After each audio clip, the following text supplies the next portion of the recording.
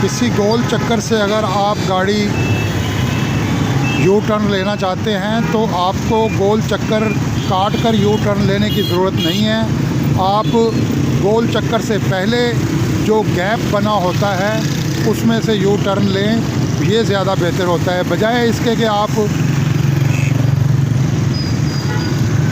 4 सड़कों की ट्रैफिक के बीच में जाकर यू टर्न लें। उससे बेहतर होता है कि चौक से पहले जो कट होता है उस कट से आप यू टर्न लें, जैसे कि ये सामने आपके गाड़ियाँ ले रही हैं। और मैं इस वक्त एक गोल चक्कर पर खड़ा हुआ हूँ और उस गोल चक्कर से ट्रैफिक जो है वो गोल चक्कर वाली गोल चक्कर पर से गुज़र रही है और यू टर्न लेने वाली गोल चक्कर में इंटर हुए बगैर उससे पहले ले रही है यू टर्न। तो ये तरीका बिल्कुल सही है, लेकिन कुछ ड्राइवर ये समझते हैं कि गोल चक्कर के जहाँ पर गोल चक्कर हो उसके ऊपर से घूमकर वापस आना चाहिए, लेकिन ये कोई इतना ज़रूरी नहीं है।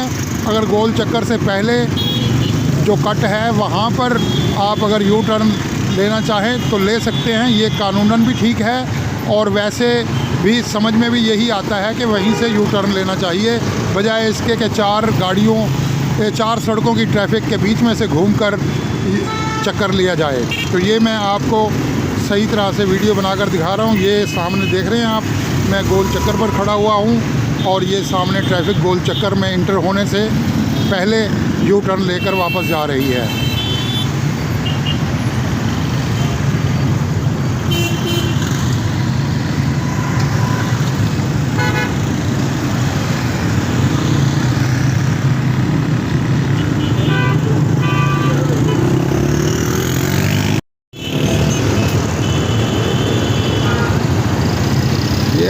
ये आप देख रहे हैं, ये सब लोग ज़ेब्रा क्रॉसिंग के ऊपर खड़े हुए हैं। हालांकि ये पैदल गुज़रने वालों की जगह है, सामने पैदल गुज़रने वालों का इशारा भी जल रहा है, लेकिन लोग फिर भी ज़ेब्रा क्रॉसिंग के ऐन ऊपर खड़े हुए हैं। ये बिल्कुल गलत तरीका है। सही तरीका ये है कि ये जो सफ़ेद पट्टी है इससे पीछे गाड़ी को रुकना चाहिए, इस सफ़ेद पट्टी के पीछे, लेकिन लोग इस बात का एहतराम नहीं करते और ज़ेब्रा क्रॉसिंग के ऊपर गाड़ियाँ खड़ी कर देते हैं।